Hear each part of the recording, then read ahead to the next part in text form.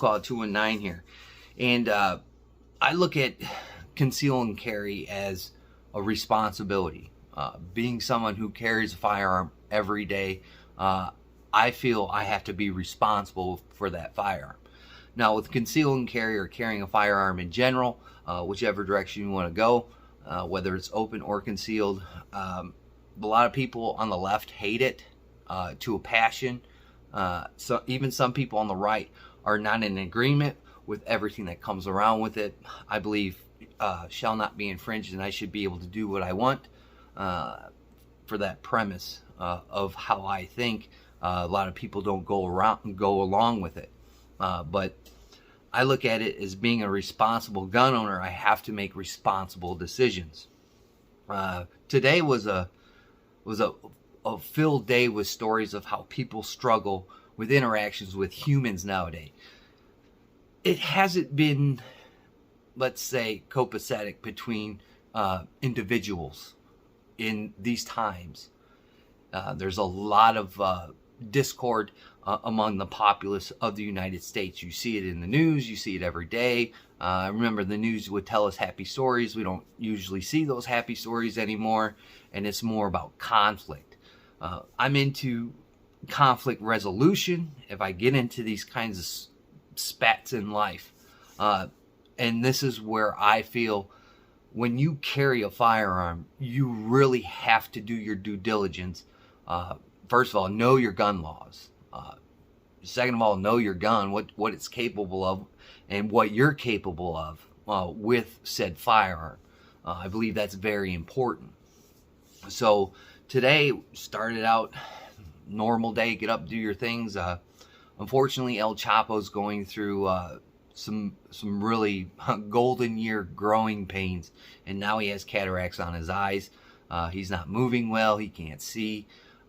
Let's just say he's on the backside of his life. So we discussed what we might have to do. You know, told Cindy goodbye, all that jazz. Walked out of the door. Now, prior to today's problem, is we've noticed the county coming out and cutting back trees, whether they're close to power lines or whatnot. I'm not sure if somebody called and said, you know, trees are getting a little bit out of control. I can understand trimming trees back. You don't want these things on a windy day to break off, hit power lines. Everybody loses power, and then NIPSCO's got to come out. That's who services our area, and they have to fix the power lines and whatnot.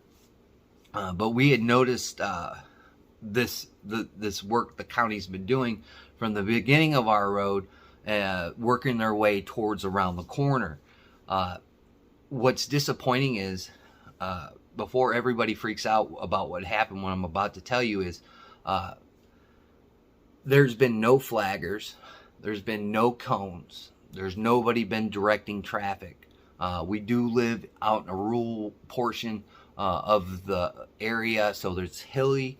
There's some things that you should understand is like not passing over a hill, things of that nature.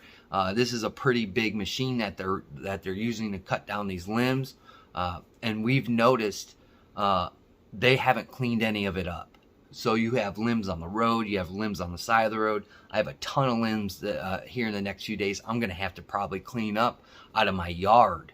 That's how widespread it is. And it was all the way down my road till they got to my house. The last few days, me, Cindy, and my best friend were sitting outside talking, and we can hear as the cars go by, branches that were on the road just kicking up and hitting everybody's car.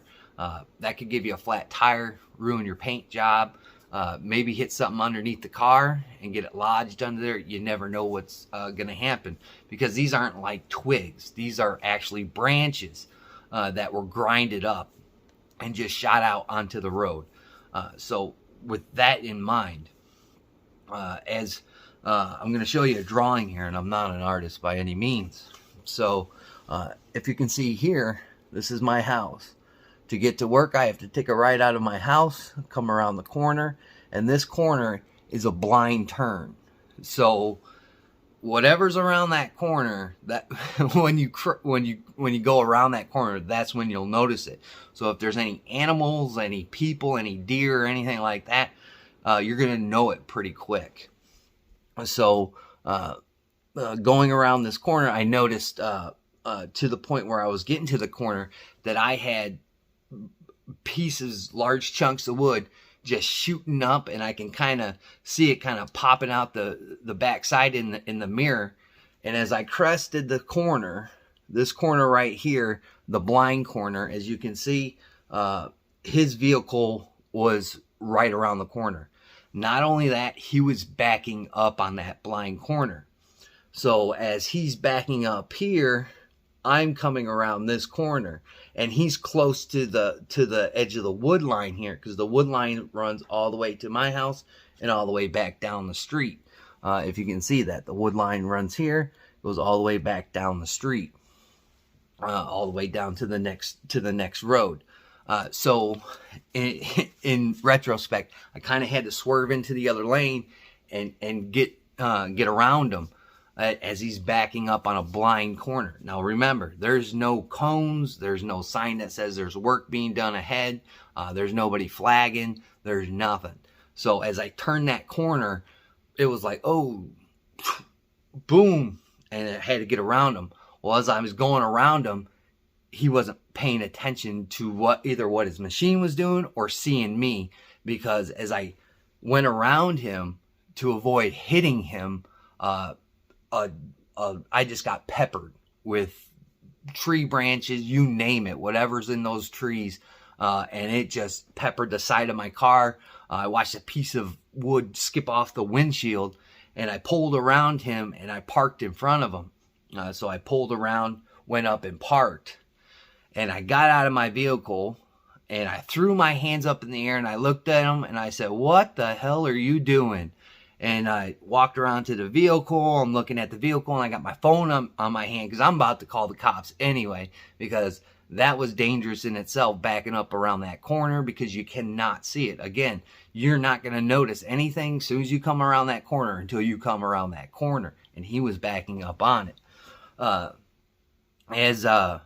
As I threw my hands up, he shut down his machine. He got out of his vehicle, and I told him, and everybody knows how I am, especially when I could have died or been seriously hurt.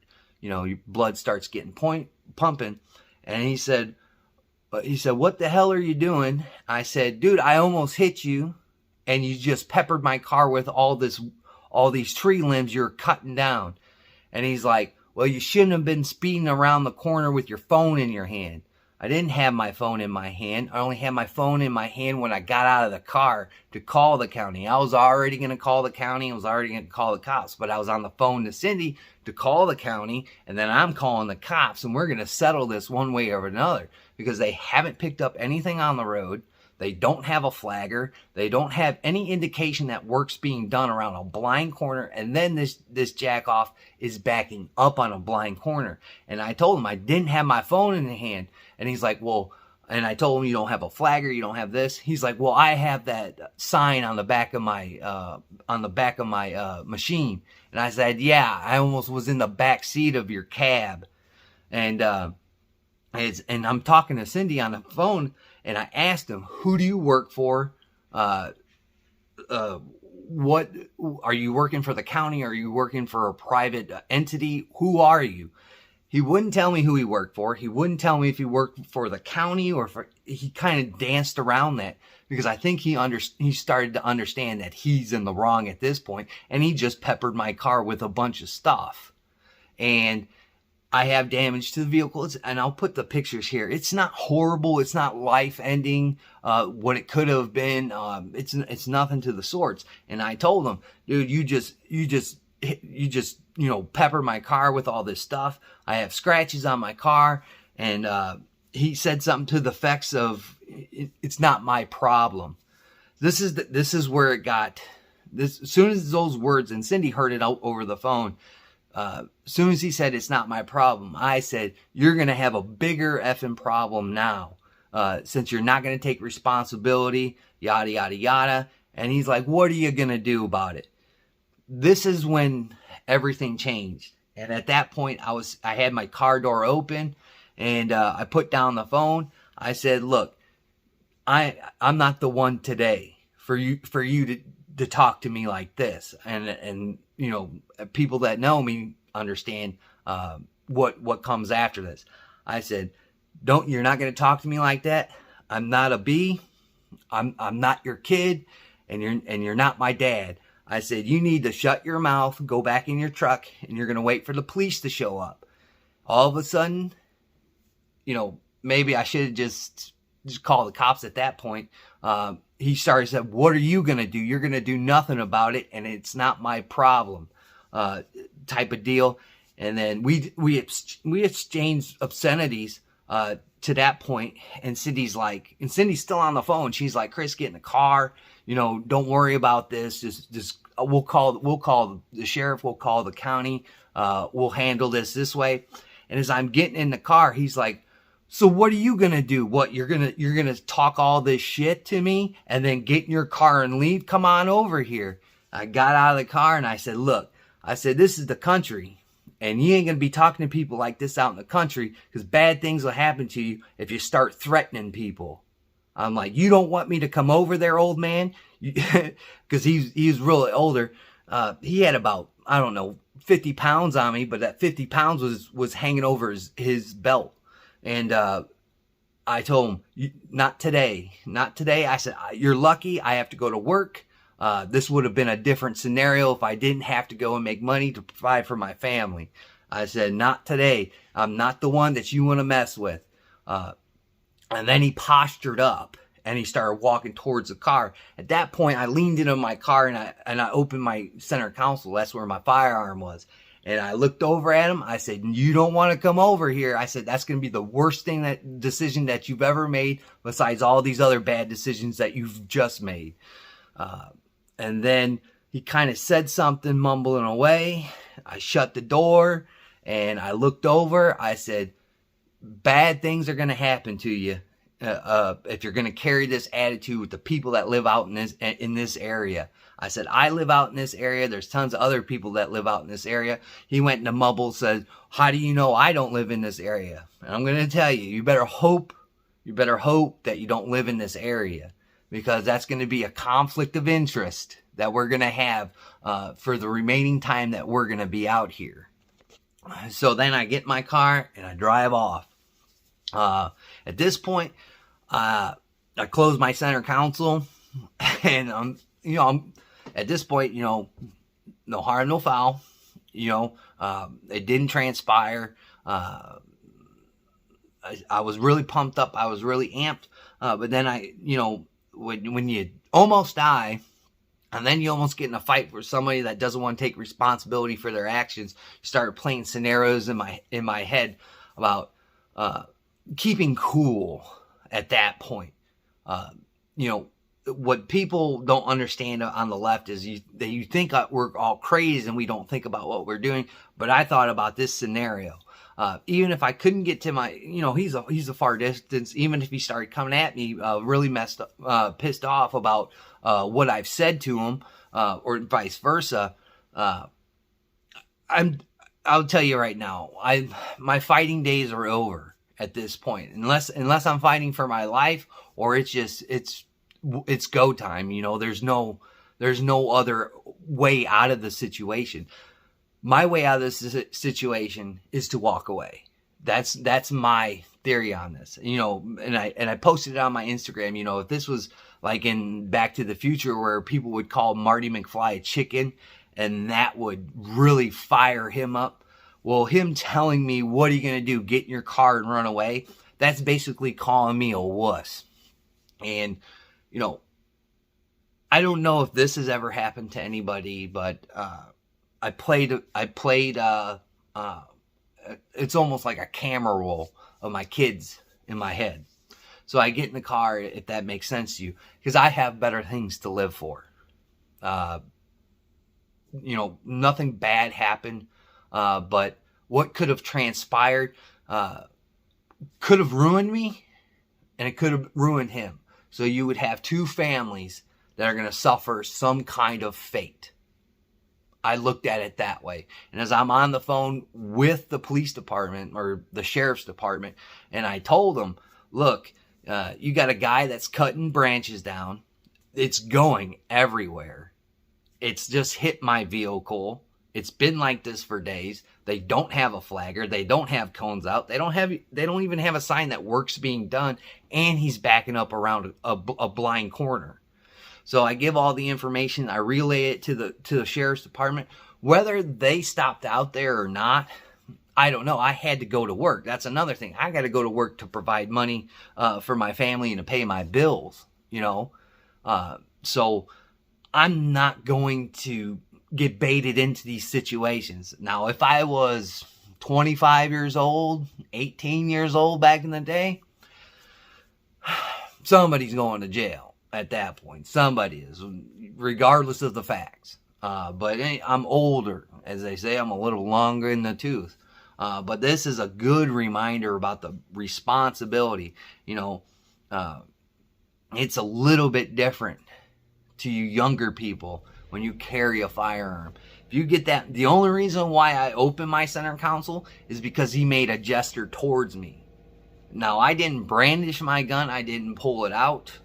It's an option at this point. It's an option whether this guy wants to ruin his life and his career and come and try and put hands on me because he thinks he can get one over on the younger generation. Because I'm telling you, this guy is about 55, 60 years old. He's, you know, he's just that kind of mentality. He probably thought I was a punk. He doesn't know who I am. Just thinks I'm just some shit-talking kid, which I'm not. And that's the problem.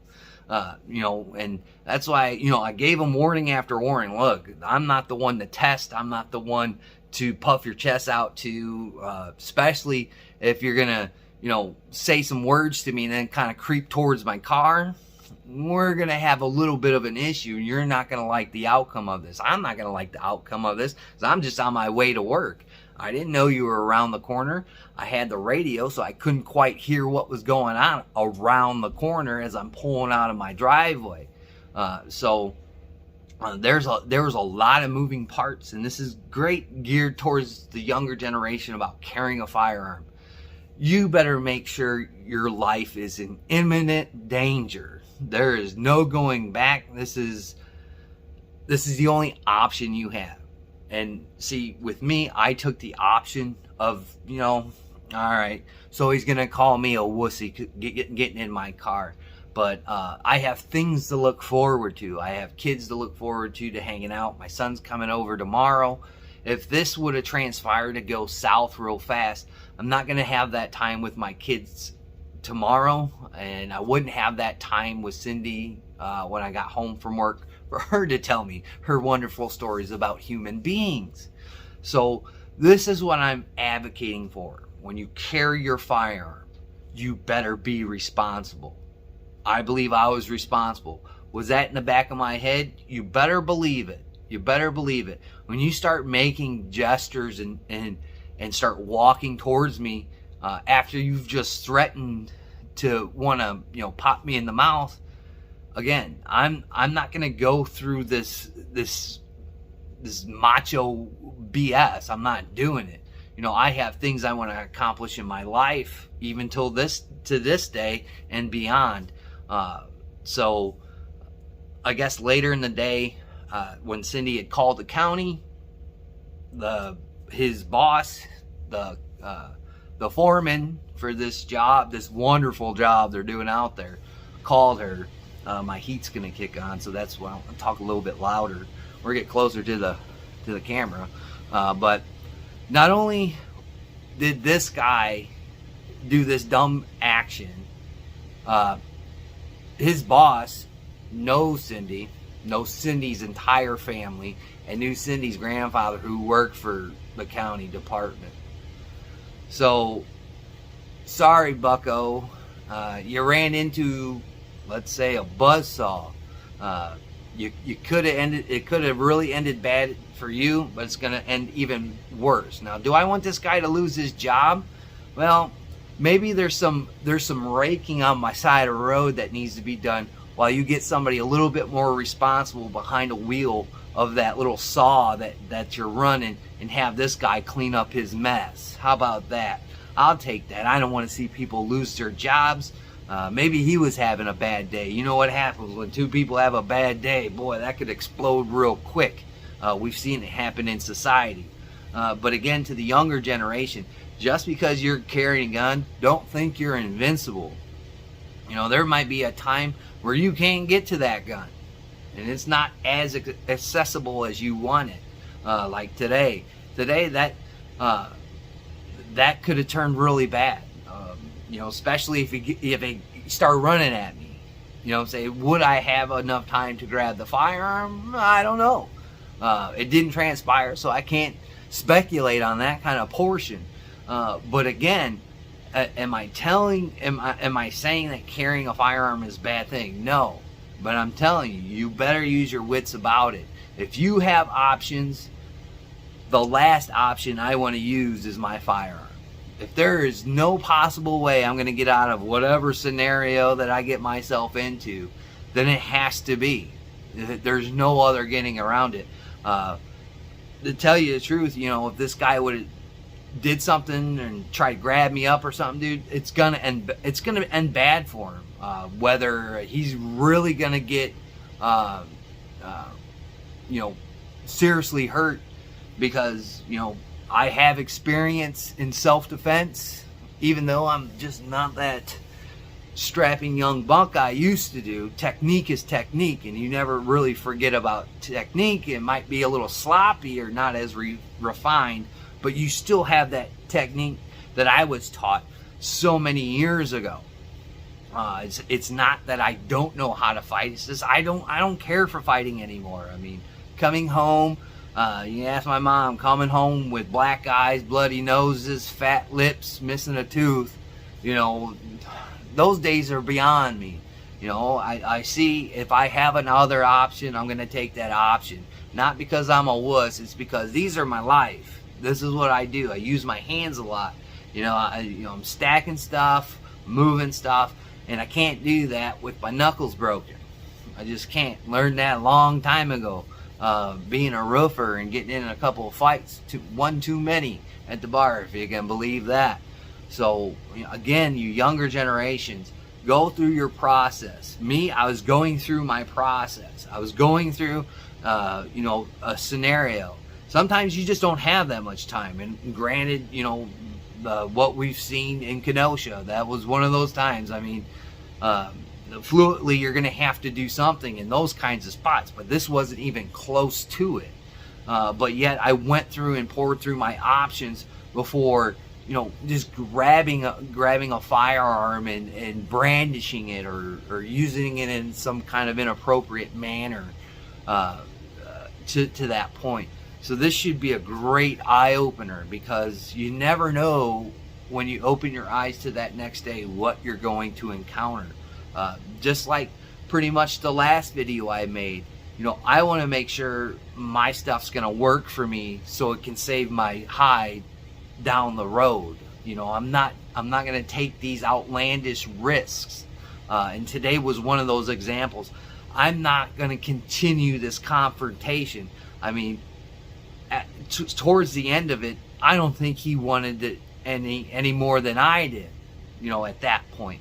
So I think the best course of action was just to get in my car, go home, you know, have the sheriff come out there and give that guy a what for, call his job, have, when he gets back there, make sure his boss gives him a what for.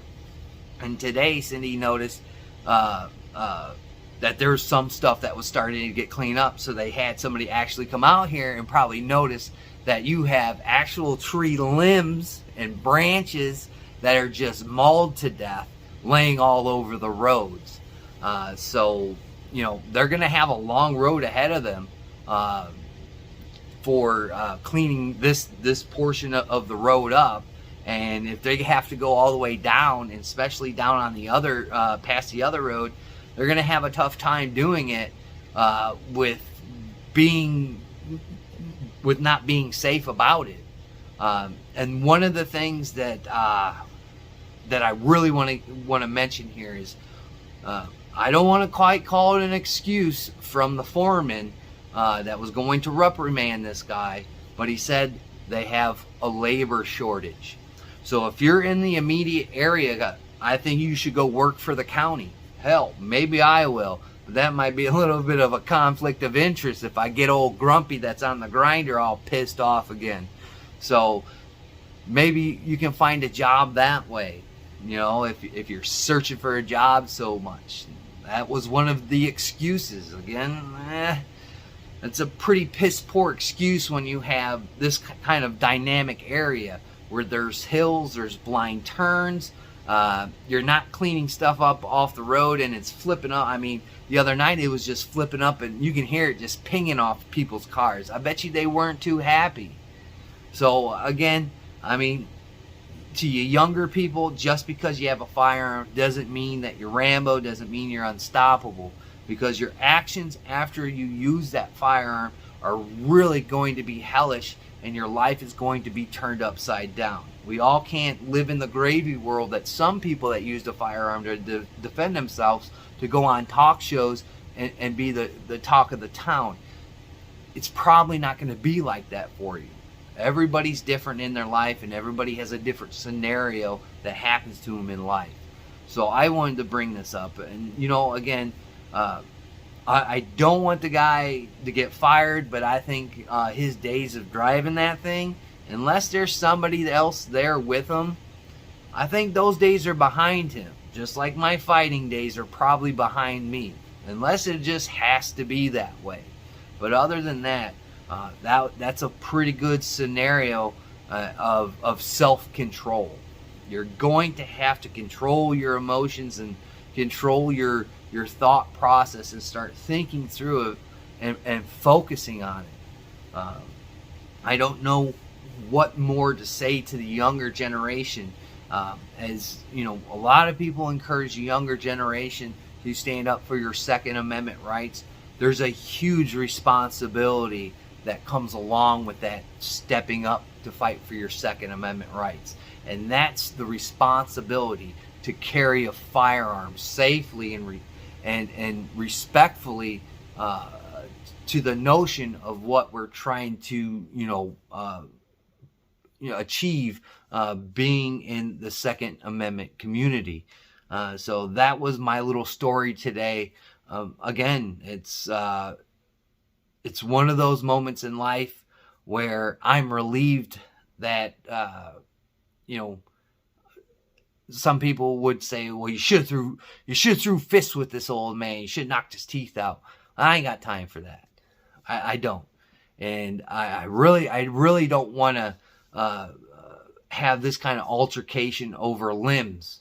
I mean, maybe it would have been a different outcome if I would have actually hit him. I might not be here talking to you. So pay attention to the roads, pay attention to your surroundings, and pay attention to the responsibility that you have as being a gun owner and carrying concealed or open, whichever you choose. I'd like to thank my old and my new subscribers and just the people that zip through. I greatly appreciate it. Please like, comment, share, and subscribe.